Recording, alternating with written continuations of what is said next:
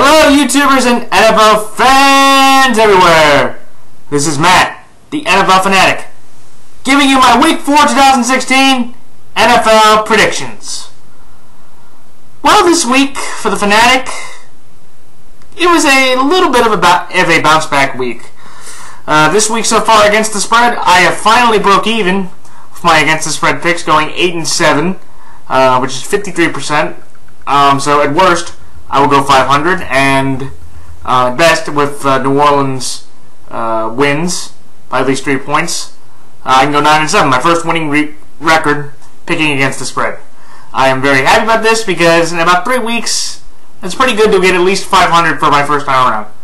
And I'm hoping, as I continue to do this for the rest of the year, I'm hoping I can at least stay at the 500 level or get better at that by the end of the year to have a winning record against the spread. Straight up, I went 9-6, so 10 wins is kind of where most for straight up picks is where you want. So again, if New Orleans wins, I can get my 10-win mark for the first 2 weeks of the first 2 weeks out of the 3 that have been played. Overall, for the year now, I am 20-27 against the spread, 42.5%. So that percentage is moving up, a little decent at a time. And again, first 500 weekend at worst, so things are looking up for me against the spread. And straight up, 28-19, so about 60%. So if I have a good week again, straight up this week, I will be able to get to that 60% mark by the end of the first quarter of the season, which to me is very good. What a crazy week in the NFL. We found out that the Philadelphia Eagles are a lot better than anybody thought they would. 3-0 start. I believe only the third time in the last 10 years they've gone 3-0. So congratulations to them on that. They have the #1 offense in terms of efficiency, points. The offense has not committed a turnover in any sort, which it means they're the only team left that hasn't committed a turnover in offense in any sort. And they also have the #1 overall defense, and they've only given up 20 offensive points in 3 games, which is incredibly impressive. And also Carson Wentz, he is the real deal. He played another sensational game, 1 or 2 pass attempts without an interception. That is a new NFL record for a rookie starting out. Congratulations to him. And congrats to the Eagles for proving that they are the best team in the NFC East, in my opinion, and a legitimate NFC threat to anybody playing in the NFC. So watch out for the Eagles. And also, quick shout out to the Packers, because both the Eagles and the Packers have byes this week. So if you have Carson Wentz, the Eagles defense, Ryan Matthews, Darren Sproles, Aaron Rodgers, Jordy Nelson, and Lacey, the Packers defense, Randall Cobb, if you have any of those guys on your bench, or if you have any guys playing on your fantasy teams, bench them because they won't be playing this week because the bye season has started for fantasy. And yeah, quick shout out to Green Bay. Very awkward game, a tale of two halves. At one point in the game, both teams had 211 yards, but the Lions only scored 10 points and the Packers had scored 31. Aaron Rodgers threw 4 touchdowns in the first half. He'd only thrown 3 in the first 2 games in the first half, so he obviously had a great game. In the second half, I think that they got too comfortable and they let Matthew Stafford kind of get his way back into the game, and it ended up being a 7-point game. So take it for the Packers. 24-1 now in their last 25 chances against the Lions in Lambeau. Good for them. So there were some positives, but also at the same time, you almost blew the game. So, but shout out to the Packers there. All right, time for my picks for this week. So this Thursday, when the 1-2 Miami Dolphins go to the 1-2 Cincinnati Bengals, the Cincinnati Bengals are 7-point favorites.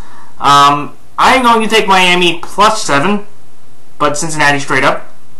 And then on Sunday, when the 1-2 Indianapolis Colts go to the 0-3 Jacksonville Jaguars at Wembley Stadium in London, one of the first game in the NFL International Series. I believe there are 3 this year. The Colts are 2-point favorites, so I'm going to take Indianapolis -2 along with straight up. And in the next game, when the 1-2 Tennessee Titans go to the 2-1 Houston Texans, the Houston Texans are 6.5 point favorites. I'm going to take Houston minus 6.5, along with Houston straight up. And in the next game, when the 0-3 Cleveland Browns go to the 1-2 Washington Redskins, the Washington Redskins are 9.5 point favorites. I'm going to take Cleveland plus 9.5, but Washington straight up.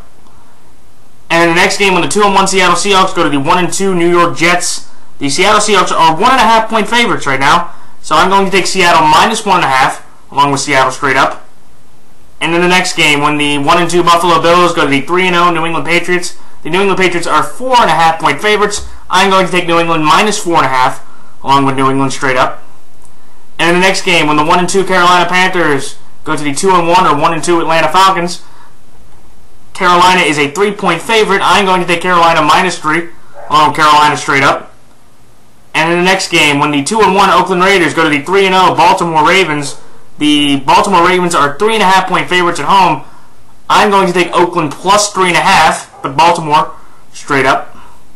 And in the next game, when the 1-2 Detroit Lions go to the 0-3 Chicago Bears, Detroit is a 2-point favorite, so that's not a lot to chew there. So I'm going to take Detroit minus 2, along with Detroit straight up. And in the next game, when the 3-0 Denver Broncos go to the 1-2 Tampa Bay Buccaneers, the Denver Broncos are 3-point favorites. So I'm going to take Denver minus 3, along with Denver straight up. And in the next game, when the 2-1 Los Angeles Rams go to the 1-2 Arizona Cardinals, the Arizona Cardinals are 8-point favorites. But I'm going to take LA plus 8, but Arizona straight up. And then the next game, when the 0-3 or 1-2 New Orleans Saints go to the 1-2 San Diego Chargers, San Diego is a 4-point favorite. I'm going to take New Orleans plus 4 and straight up. And in the next game, when the 2-1 Dallas Cowboys go to the 1-2 San Francisco 49ers, the Dallas Cowboys are 2.5 point favorites. I'm going to take Dallas minus 2.5, along with Dallas straight up. And then on Sunday, when the 2-1 Kansas City Chiefs go to the 2-1 Pittsburgh Steelers, Pittsburgh is a 5.5 point favorite. I'm going to take Kansas City plus 5.5. But I'm going to take Pittsburgh straight up. And then on Monday night, when the 2-1 New York Giants go to the 3-0 Minnesota Vikings, the Minnesota Vikings are 4-point favorites. I'm going to take the New York Giants plus 4, but the Vikings straight up. Alright, time for my thoughts on each game. The Bengals and the Dolphins. Man, Andy Dalton and the Bengals, I kind of feel like they just ran into the wrong opponents. They played Denver and Pittsburgh, two of the better teams in the league. Denver was an absolute force defensively. Andy Dalton has been sacked the most in the NFL. He's tied, I believe, with Cam Newton at 12 sacks. And Shane Ray, after DeMarcus Ware went down, 3 sacks by Shane Ray. So this offensive line has not given any protection to Andy Dalton at all. Even though Andy Dalton, he's done pretty well through the air through his stats. He's thrown the 3rd most passing yards in the league at 938. And also, it was kind of awkward for Cincinnati. They lost their first home opener in the last 4 years, and it's their first 1-2 start since 2011. And when you look at the Dolphins as well, the Dolphins, they literally were lucky that the Cleveland Browns are the Cleveland Browns because Cody Parkey missed 3 field goals that would have easily given them the win. Tannehill had a horrible fumble. He also threw another pick 6. And the Browns easily should have won the game, I thought, just because they had a lot more opportunities, and those opportunities were compared to Miami couldn't have caught up. And I also do want to give the Dolphins have had a lot of turmoil as well. They've had to start 3 different running backs in the first 3 games of the year. I believe it was Foster week 1, Ajayi week 2, and Kenyon Drake yesterday. And Jarvis Landry, he's kind of been, that hidden gem on offense for the Dolphins. He's actually tied the league lead with receptions with 24. So, but again, I guess everybody knows the Miami offense basically through the air runs through Jarvis Landry and nobody else. But when I look at this game, Miami's defense is pretty solid. They've been competitive in every single one of their games, and the last time they played Cincinnati, it took a safety. The Dolphins actually won on a safety when they sacked Dalton in the end zone in overtime. So I'm going to say the Dolphins have a competitive shot. Vance Joseph, who is the defensive coordinator for the Miami Dolphins, has done a real solid job in creating a defense that's respectable and pretty solid. But the key thing is they just can't get victories. But two things that I'm going to take the Bengals for is this. Miami has the worst rush defense in terms of yards per game in the league, and their offense has committed 7 turnovers in the last 2 games. And I think with the Bengals, they know that basically they're kind of in a must-win situation, kind of how Pittsburgh and Baltimore have started off. They want to, get off the schneid of Miami since they lost the last 3 times, and I think that the Dolphins secondary, AJ Green should be able to handle Byron Maxwell or double covered with their secondary. Mario Williams has had his issues, and he hasn't, been around or been as effective. And I just see the Bengals as just a better team, and this is an opponent that they should be able to beat. Again, I wouldn't be surprised if Miami won this game, but I think Cincinnati just has more talent. They're a little bit more disciplined, and I just trust Andy Dalton over Ryan Tannehill. So that's why I'm taking Cincinnati to win, but again, I think it's close, so I'm going to take Miami +7. All right, Indy and Jacksonville. Wow. The Jaguars are awful. Gus Bradley, in the month of September, has now gone to an astounding 1-12. He's only won 1 time in the month of September in his tenure. And for the quarterback's sake, Blake Bortles now could join Brian Hoyer, or he joins Brian Hoyer, Jay Cutler, and the 3 Cleveland Browns QBs. He's the only QBs with a winless record. Drew Brees, unfortunately, might be added to that list, even though he doesn't. That's kind of disrespectful to their careers. But that could happen. And I just look at Jacksonville, and they're just a team that can't win. They're undisciplined. Jalen Ramsey was talking smack about Steve Smith Sr. after the game, and he didn't respect him as a man. I wouldn't really be talking that much, Jalen, especially after you lost to us, even though as lucky as we were, and we've been lucky basically every game, we still ended up beating you. And the fact that you guys just are undisciplined and you can't get it all together. And even though I do want to say real quickly, congrats to Allen Robinson, 4th multi-touchdown game of his career. He's now 2nd all-time in Jags history of multi-TD games, only behind the great Jaguar Jimmy Smith, who had 7 games of such sort. Indy, now they've won, the 3rd game, or they won the 3rd game for the 3rd straight time and starting 0-2. So they've always seemed to get a win here. So good for them, and congrats to T.Y. Hilton for burning the San Diego defense. What a horrible defensive call and a horrible tackle by the one safety on San Diego. And it basically saved Chuck Pagano's job for this week, and essentially in this game, I see a very Oakland-Miami game a couple years ago. I don't think Dennis Allen had a victory at this point, just like Gus Bradley doesn't. I think Indy could easily blow them out. Andrew Luck is 17-2 all-time against the AFC South in his career, which is remarkable. And when I just look at these two teams, Indy just has shown that they can run the ball more effectively. Andrew Luck can make better decisions and not have as many mind-blowing or horrible decisions as Blake Bortles does. And with a 17-2 record against the AFC South, and I believe he's only lost against the Jags 1 time, I have enough confidence in this Colt team to say, with only 2 points, take the points, and Indy should be able to roll to an 18-2 record and put Gus Bradley at 0-4 for, I believe, the 2nd time in the last 3 years. And he's the 3rd time in 4 years, actually. Gus Bradley started 0-3 as the Jags head coach, and Gus Bradley should be getting a pink slip at the end of this year, or at least maybe by the end of this week, just how bad they've been. So that's why I'm going to take Indy -2, and straight up, just because I think Indy has a little bit of momentum, and Jacksonville is just that bad. And even though they might put up a fight, they have talent to give a run to the Colts. The Colts will find a way to win, or the Jaguars will find a way to lose. That's just how these two teams match up, or especially that's how the Jaguars have seemed to be this season. So that's what I'm taking Indy over Jacksonville. Houston over Tennessee.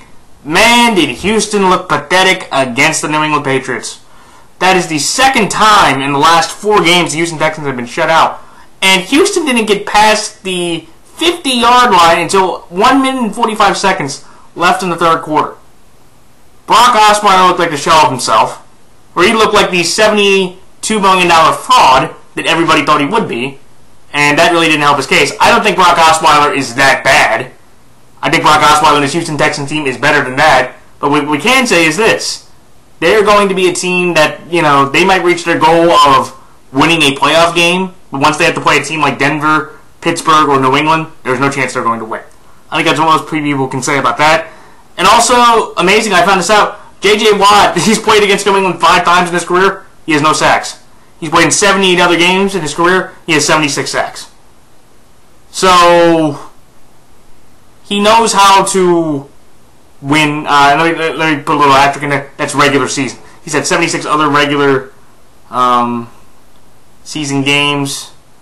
He has 78 other games in his career with 76 sacks.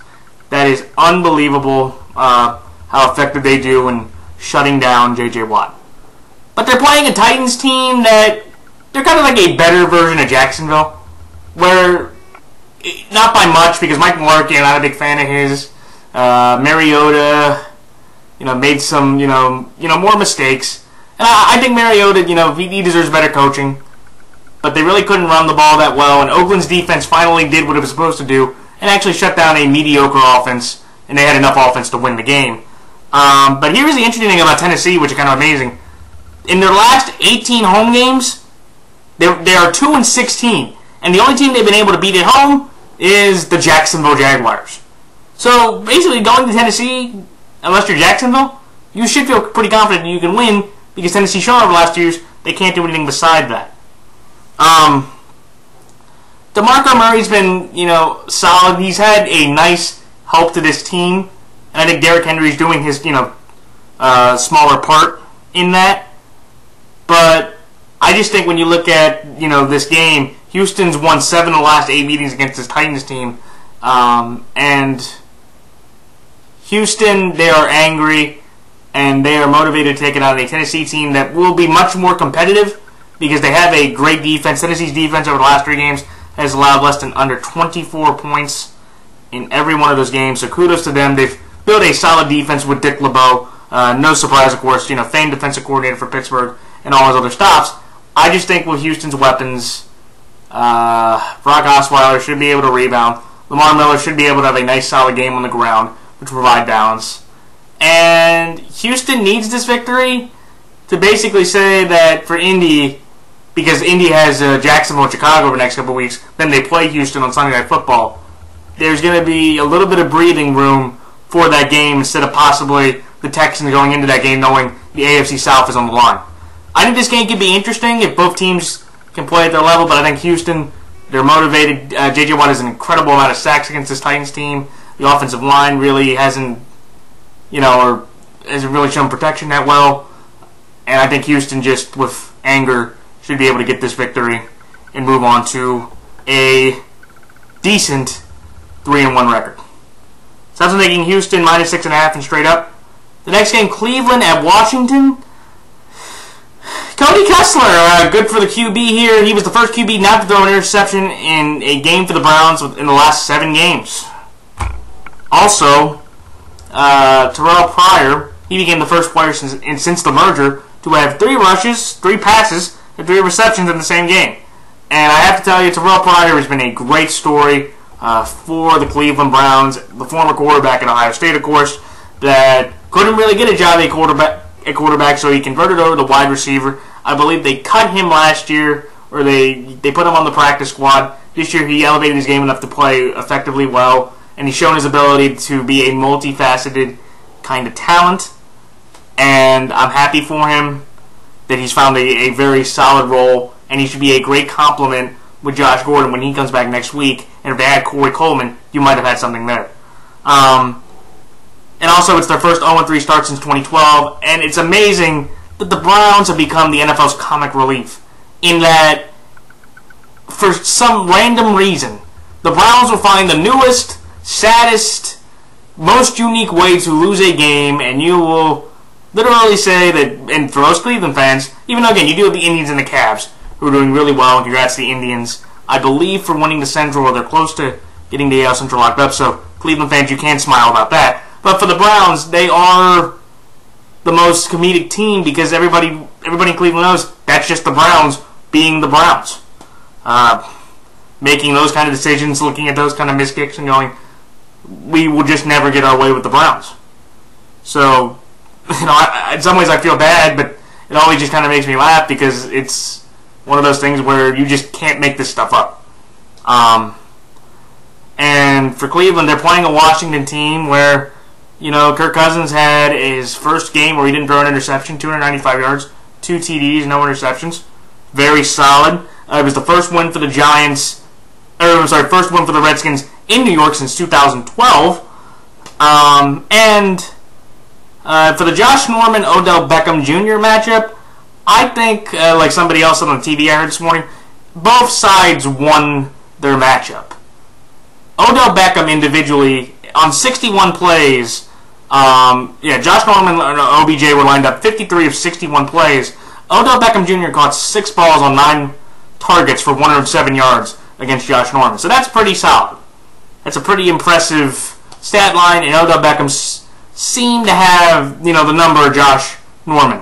However, at the most important number, Josh Norman's team won the game.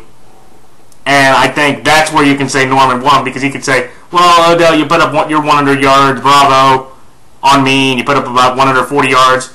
And also congrats to Odell Beckham, 30 games, 200 receptions, fastest to that mark in NFL history. So kudos to him there. But at the end of the day, Josh Norman's team won, and the Giants now are looking at the Eagles, and they're probably worried about how good the Eagles have been, saying, we may not be able to get this lead back from what we had it at. And also, Kirk Cousins, he's leading the league in passing yards at 989, so that's pretty solid. And also, a little fun trivia tidbit here. Kirk Cousins' first ever career start and win was against the Cleveland Browns. So he knows, how to play this team. Cleveland, they're just kind of ravaged through injuries or just ravaged through bad luck. But they've shown that they can put up a fight. Maybe besides the first game in Philadelphia, they should have beaten Miami, and they probably should have beaten my Ravens. So, with that, Cody Kessler, I think he can do enough. He's got a good enough offensive line. Washington's shown that they can't stop the ground game. They've given up the most rushing touchdowns in the entire league. So I think Cleveland can put up a fight. But just in the way that Washington seems to be, fairly confident, and Kirk Cousins always seem to play better at home, I'm going to take the Redskins here just because they just have more talent. They're going through some injuries in their secondary right now. Rashad Breeland has a high ankle sprain, from what I've heard, and D'Angelo Hall may be out for the year with a torn ACL, which best of luck and well wishes to both those guys to get healthy very soon. Now I'm going to take Washington here just because with Washington, they have enough talent, they have a good enough running game, and Cleveland, for some random reason, again, they're going to put up a fight, but they're going to find a way to lose the game, or someone's going to go down, or just another way for Cleveland to lose a game. That's why I like watching it straight up, but I'm taking Cleveland's points just because I've respected their fight over the last 2 weeks against two, average to a little bit above average teams. So I'll give Cleveland the points on that one. The next game with the Jets and the Seahawks, Ryan Fitzpatrick. You have the great Ryan Fitzpatrick, the good Ryan Fitzpatrick, and the ugly Ryan Fitzpatrick. And in the 3 weeks of the NFL season for the New York Jets have seen all 3 of them. With the New York Jets having, 6 interceptions, tying a Jets franchise high with Hall of Famer Joe Namath, who actually threw 6 interceptions 3 times. He is the first QB to have 6 interceptions in a single game since 1989. I don't remember who the quarterback was, but that's how long it's been since that's occurred. And the Jets as a whole team committed 8 turnovers. That was the most amount of turnovers they've had since November 21st, 1976, in a game against the New England Patriots where they committed 10. And just looking at how the Jets played, they actually played a pretty solid game all around except for Ryan Fitzpatrick. His 6 interceptions were kind of the downfall of the game. If he doesn't throw those 6 interceptions, especially I think 2 or 3 were in the red zone, the Jets may have won that game. So when I look at that, they're playing a Seattle team that's having to come over to the New York Jets. Pete Carroll on the East Coast is 12-8 all time as the Seahawks head coach. And also kudos to Seattle. They've won 5 straight games against the San Francisco 49ers. The longest streak since they've won 6 from the 2003 to the 2005 seasons. Russell Wilson, one of my favorite quarterbacks, he has another injury on his plate now with the MCL sprain that he suffered in the game. He was taken out of the game because obviously the game was out of hand, and Seattle was going to win the game anyway. But I am concerned about that because I do want to see if he can keep going. He's going to rehab his butt off. I believe the last time when he was ankle sprained, he only slept for about 2 hours a day. And he rehabbed the last 22, so he should be able to play. I don't know if he's going to be 100%. Honestly, I would just start Trevon Boykin. I think with the Seattle defense, I don't think Ryan Fitzpatrick will throw 6 interceptions, but I do think that he can make enough mistakes that Trevon Boykin with this team can do enough to win a very good, low-scoring defensive kind of game where Trevon Boykin will make one less mistake if they have to start him than Ryan Fitzpatrick will. I also think that with Seattle's offense, Eric Decker's been dealing with an injury and Brandon Marshall's been dealing with an injury. They really weren't able to be that effective, and against the Seattle secondary with the guys they have, you have to be at least 100% to be ready to play in this kind of game.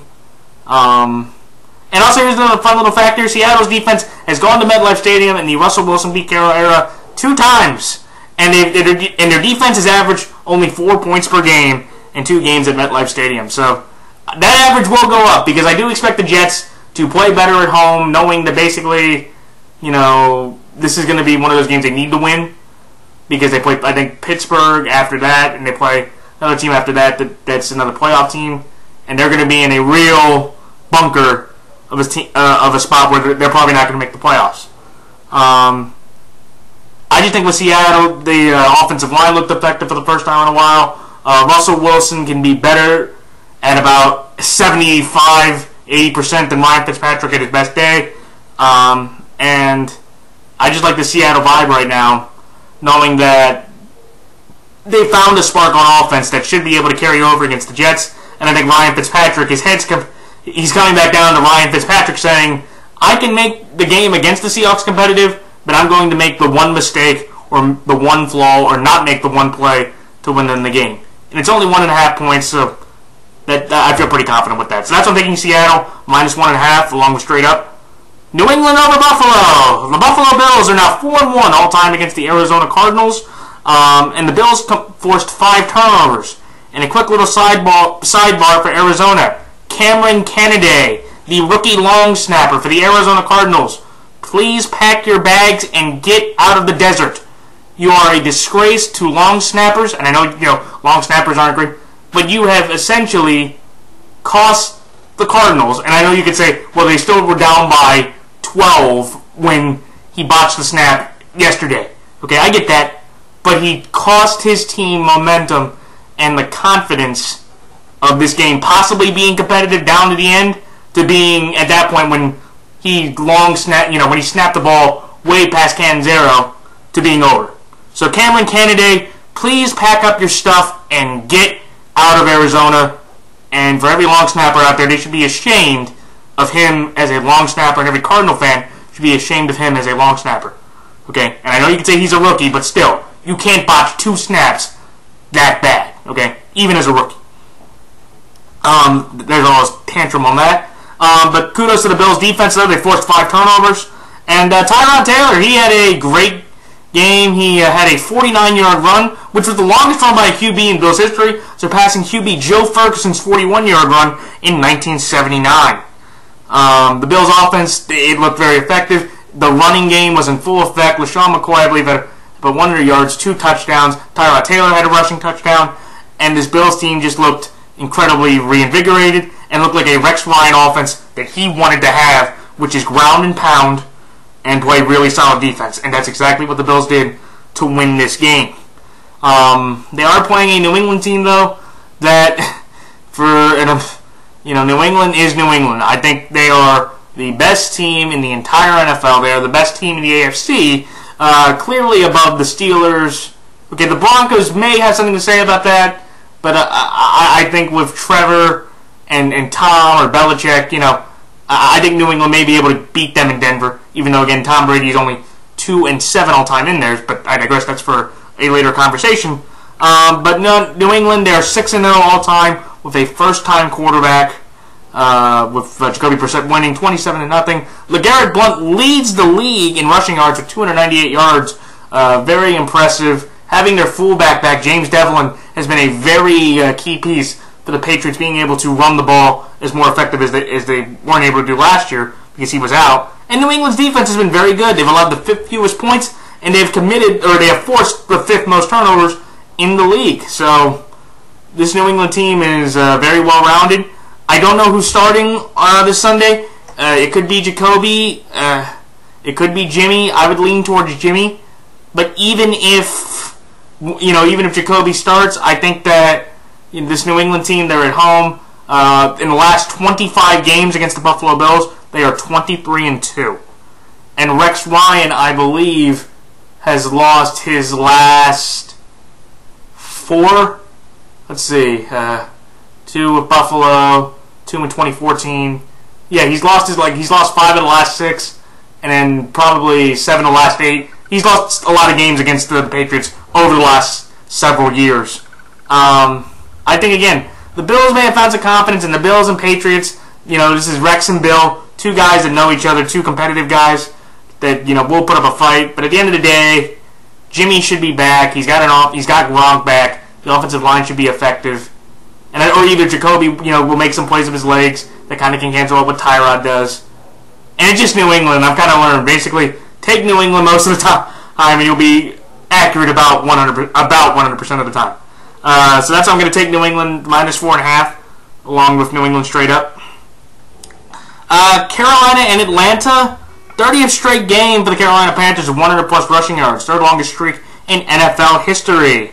So kudos to them for that, but that was probably the only positive thing that happened yesterday in Carolina. Cam Newton was sacked a career-high 8 times. He was pressured more than 14 times. And there's a fun little stat about that. When Cam Newton is pressured or sacked more than 14 times in a game, the Panthers have never won. They are now 0-11. And, for people thinking about the Panthers and what they're going through, look, they didn't have Jonathan Stewart. They were playing a Minnesota Vikings defense, which you can argue right now is the best in the league. They have been absolutely spectacular in terms of pressure, in terms of stout running defense, and in terms of getting interceptions. They got 3 on Cam Newton, and Cam Newton, every year of his career, he's played a game where he's thrown 3 interceptions. So again, it's not a great sight to look at. It's not a great thing to realize. But I feel that, that Cam will bounce back from this. Even though I don't know if this team can bounce back to the NFC title game or even the Super Bowl with how they've been playing. And also, Kelvin Benjamin, for the first time in his career, no receptions. Which kind of blew for me because I had him on one of my fantasy teams. So that stunk when he laid an egg. And then you look at Atlanta, they have the number 1 overall. They have the number 1 overall offense for yards and points, but they have the worst passing defense for passing touchdowns in the league. And they've split the last 4 games in this series. I think Carolina, they know that they have to win this game because they're kind of in an awkward hole now where they can bounce back from a 1-2 start, but going much further, not very good. 1-3, they might be done at that point. Just because if Atlanta can beat them and Denver and Minnesota, other teams will gain confidence, and they're going to soon realize that this Carolina team is not the last year's Carolina team. This is a completely different team. I think Carolina, they have enough offensive weapons in Olsen, Benjamin, Funches that they can exploit the most passing touchdown defense. And I think Cam can definitely throw enough touchdowns to get them this win. And just of Atlanta, I'm just not sold. Where, they can put up points, but their defense just really isn't that good. And there's just something about the offense that Matt Ryan, he's going to have to soon, come down a little bit. And I think that will be a bit I think he'll have a rough game. And also Carolina's motivated from their 15-0 streak their 14-0 streak was ended by this Falcon team. So they definitely want to get revenge for that, and I think they will. I think it should be an interesting game, division rivalry, always fun. But with these 2 offenses, I think Cam, he should have a bounce back game. He should have a great game, and Atlanta just will not be able to match up point for point with this front seven pressure behind that offensive line. And I think that's how the Panthers get that victory. That's why I'm taking Carolina -3.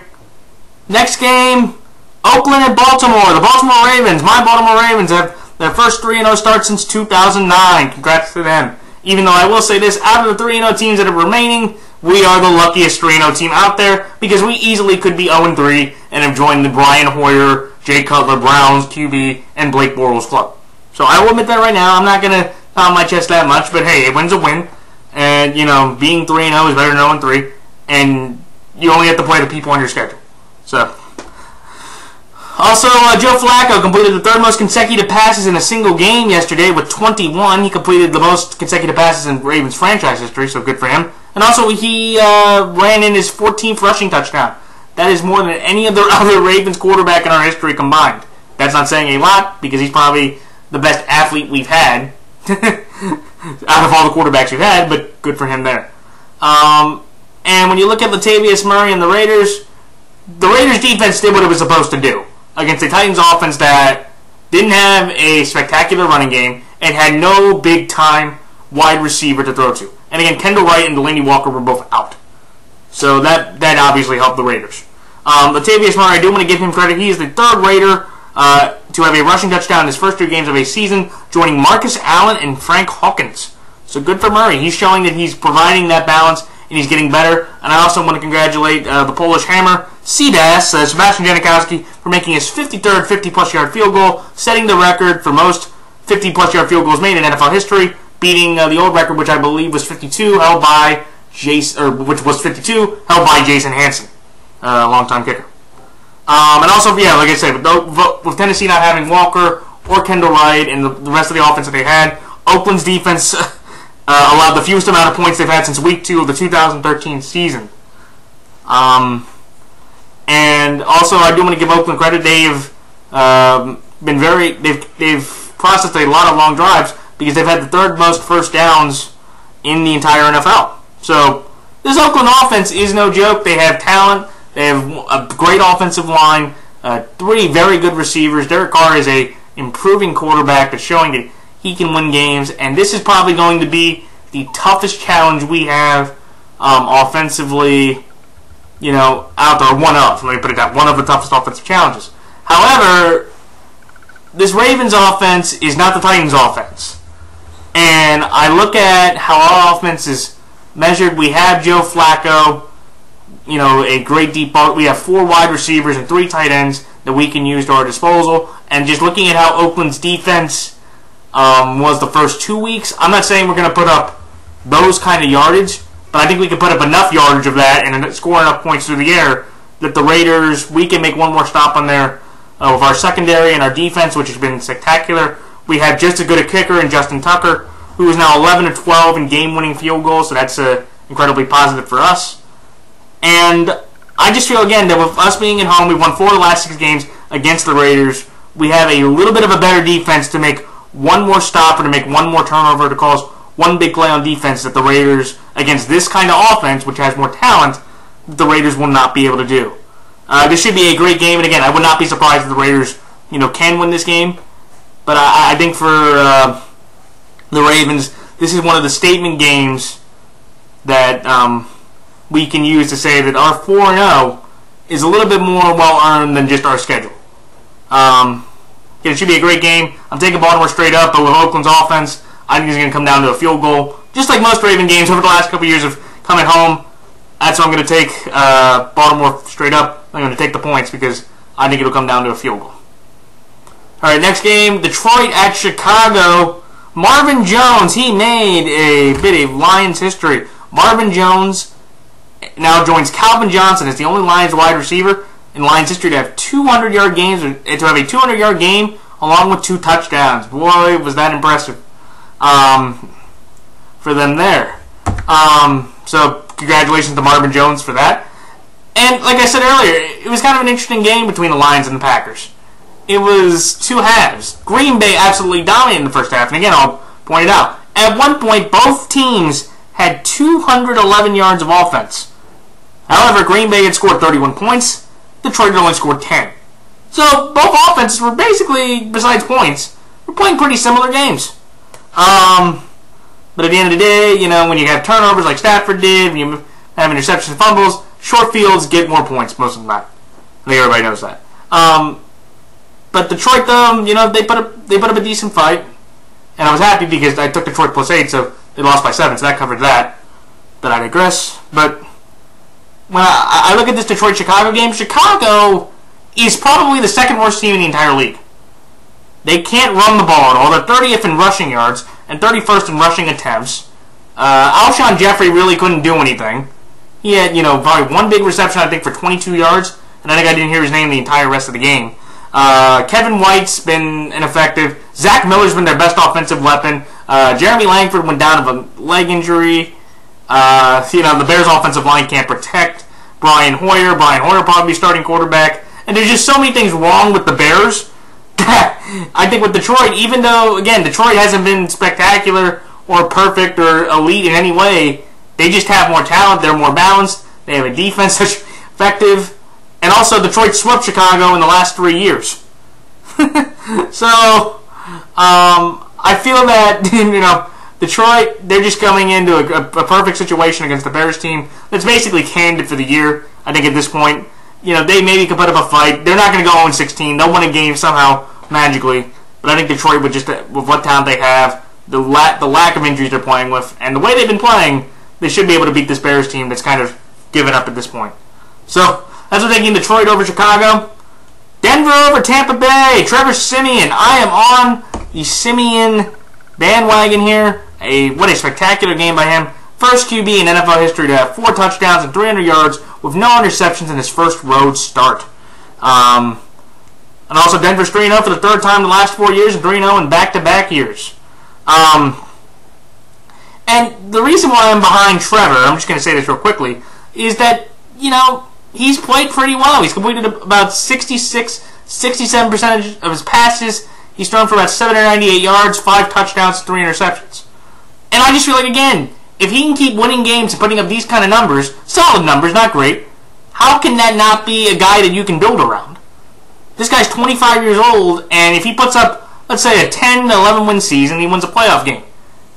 If next year Paxton Lynch is ready, or they feel that he's ready, how could you rightfully justify Trevor getting pulled for Paxton Lynch?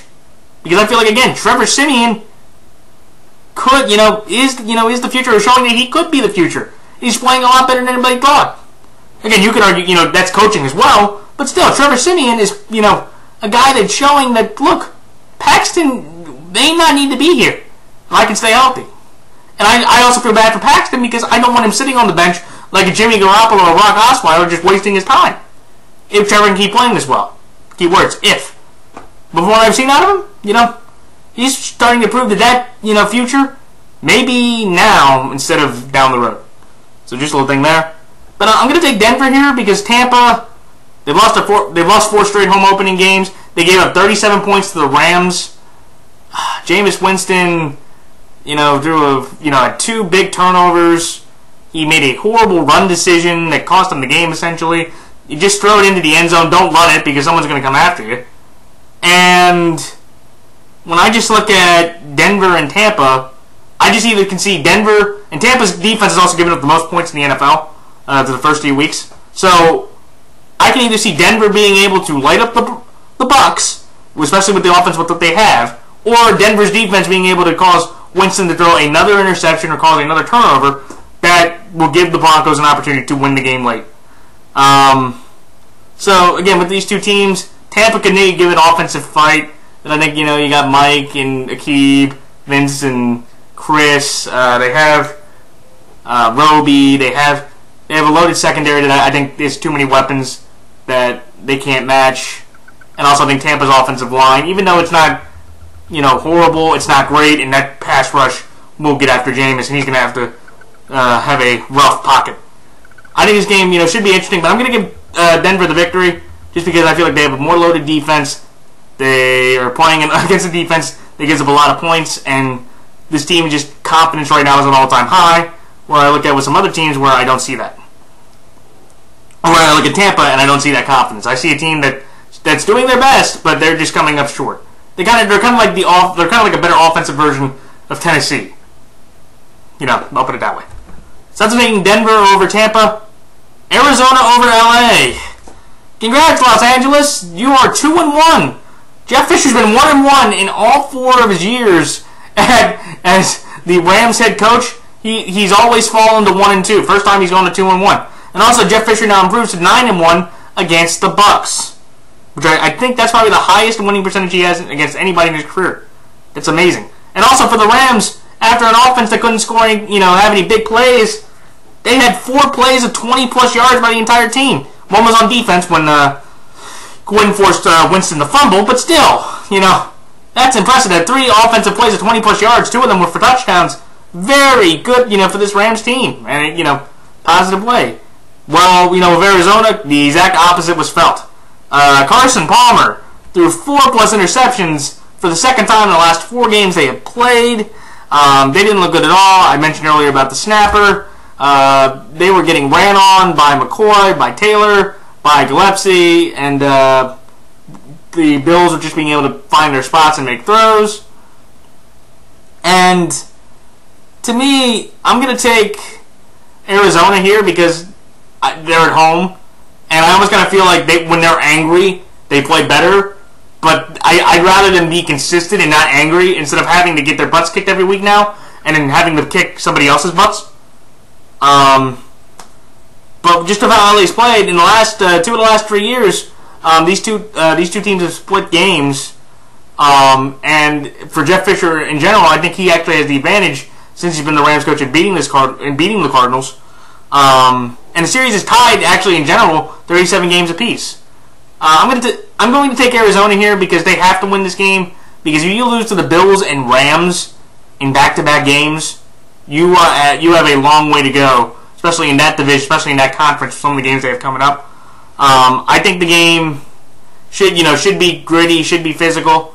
But I'm going to take Arizona here just because they're angry again. They're angry Redbirds at home, and they're in the house of cards. And I think the Rams, they're going to show that even though they can beat up the Bucks, the Cardinals, they're motivated and they just want to take out their anger once again. And I think the same kind of game will happen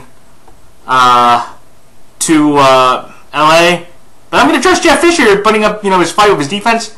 That I think that it'll be closer to an 8-point game. But that's why I'm taking Arizona straight up, but LA with the points.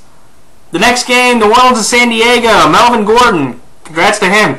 First San Diego running back with 3 rushing touchdowns in his first 2 games since LaDainian Tomlinson in 2005.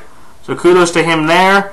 And also, this game is very significant for Drew Brees. This will be the first game he's played in San Diego since he was signed by the Saints. So that should be a very interesting reaction there and presence. I think he should get a standing ovation, and I do believe that there will be a lot of number 9 jerseys, or there will be some number 9 jerseys being worn around the stadium. When I look at this game, San Diego, they just seem to let me down, and I think the offensive problems and the injuries kind of crept up to them yesterday. They didn't have Gates, Allen, or Woodhead, and when Hunter Henry, botched the snap, or he fumbled, that was the end of the game. If Antonio Gates was there, I don't think he would fumble, so who knows what could have happened. But I'm just looking at this New Orleans team, and I feel that they have, they have enough talent, and I think, again, they're going to be, motivated. And I've just seen more of a complete team. Even though, again, I know New Orleans doesn't have Delvin Breaux or P.J. Williams. Both of them have been out for the next few weeks because of concussion, and I believe a broken fibia, respectively. I just think New Orleans, they've shown, fight and a better sense of defense. With San Diego, I think the injuries, that they're going to creep up there. And I think Drew Brees would love to show the San Diego brass, first time playing them in San Diego in front of those fans, knowing that, you picked the wrong QB to build with. Even though Phillip Rivers has been a great QB, probably an underrated QB to a lot of people's eyes, but he's not Drew Brees, and I don't think he'll ever reach the markers of Drew Brees, team-wise or not. This should be a high-scoring game, should be very competitive.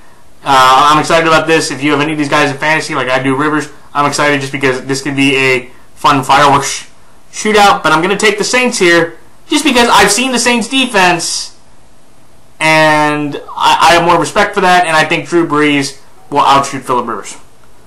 All right, the next game, Dallas and San Francisco. Dallas won its first home game in its last 8 games. So first time in a year, Dallas won a home game. Dak Prescott also set a new record with 98 pass attempts as a rookie before throwing his first touchdown. I think the previous record was Tom Brady, who threw 81 attempts before throwing for his first touchdown. So good for Dak for getting his first TD. Again, he's not better than Carson Wentz. I would give Dak through 3 games a B-. Well, I'd give Carson Wentz an A+, actually about 100%. So Cowboy fans don't hate on me on that. I'm just saying, you look at the pure numbers. Okay, you can argue that again. Dak's a better runner, and Dak's, ran more touchdowns than Carson has. But the job of the quarterback first is to throw, not to run. So Carson Wentz has thrown 6 TDs.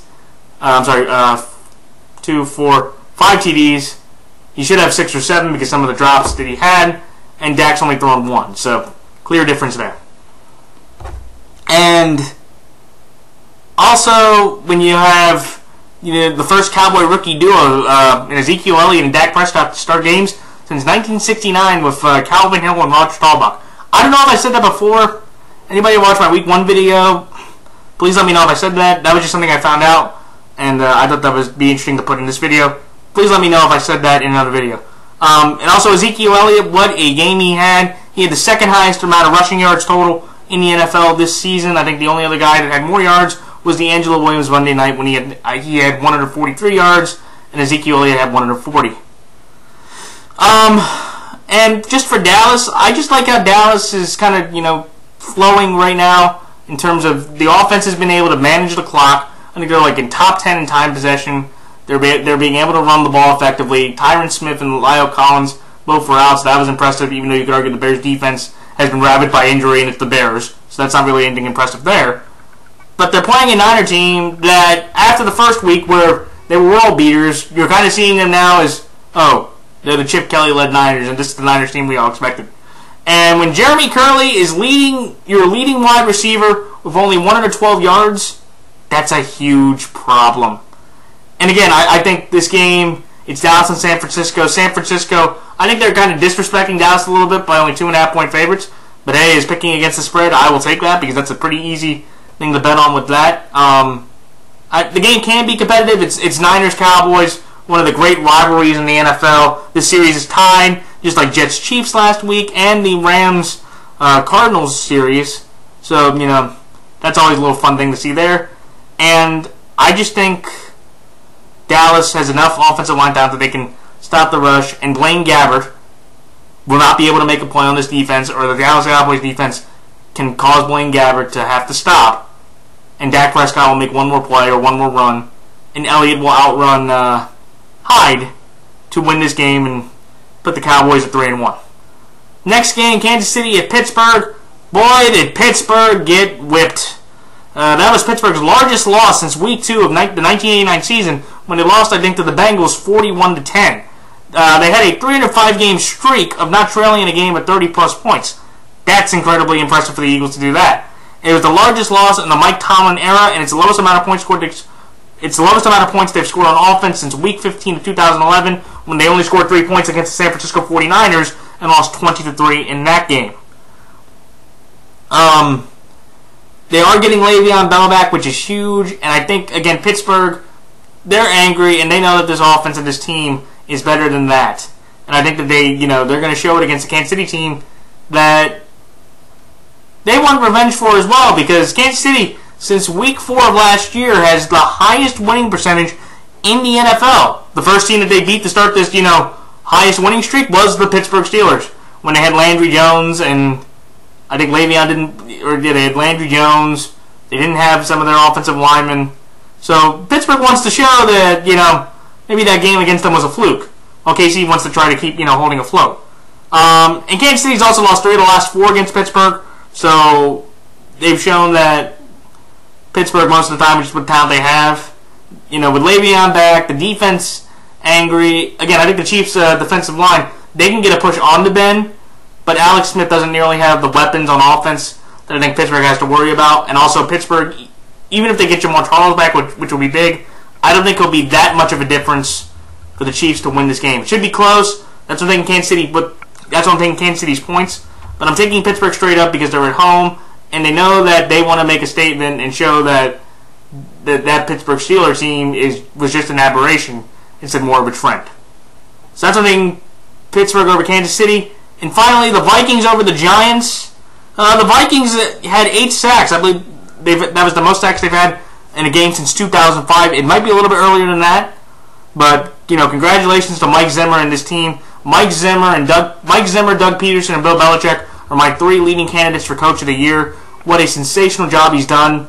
Sam Bradford, I have to stomach more credit and say Sam Bradford's played 2 really solid games that the Vikings quarterbacks needs to play in order for this team to be successful. And also they're 3-0 for the first time since 2009. In 2009, remember, they got to the NFC title game with this team. And I think with how they've been playing, kind of how shaky Green Bay's been, if they can get Adrian Peterson back rested, they should be able, they could be able to get back to the NFC title game this year. Who knows? And they're playing the Giants. The Giants committed 3 turnovers, committed 11 penalties for 128 yards. Richardson Westbrook, I believe, is the first person to get ejected from the game under the new policy.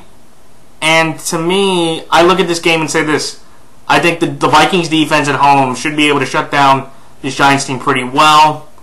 Or this Vikings team should be able to put a lot of pressure on the Eli Manning, which will cause Eli Manning to make mistakes, which he's been prone to do this year in a lot of awkward moments.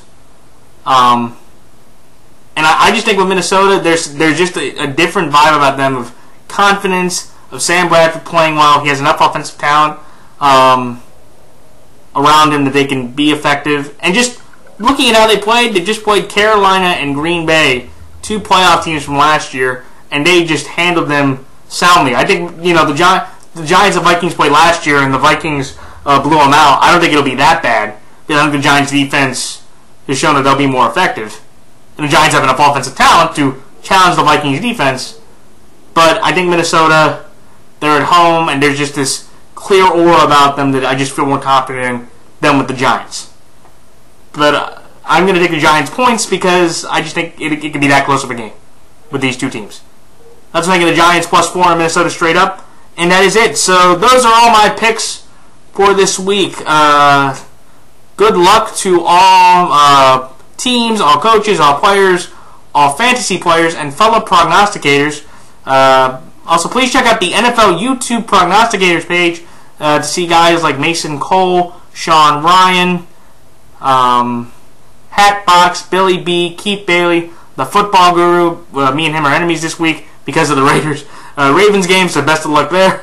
Gio Knows, Poet Ryder, Andrew Warren, think about any Dante Takara, and I know I probably screwed it up, so I apologize for that. Leighton Harmon and several other great prognosticators. And I'm playing Hatbox this week, so wish me luck in the NFL YouTube Prognosticator Fantasy League. So we'll see about that. So best of luck to everybody out there, and until next week, this is Matt the NFL Fanatic signing off. Until next time, so long.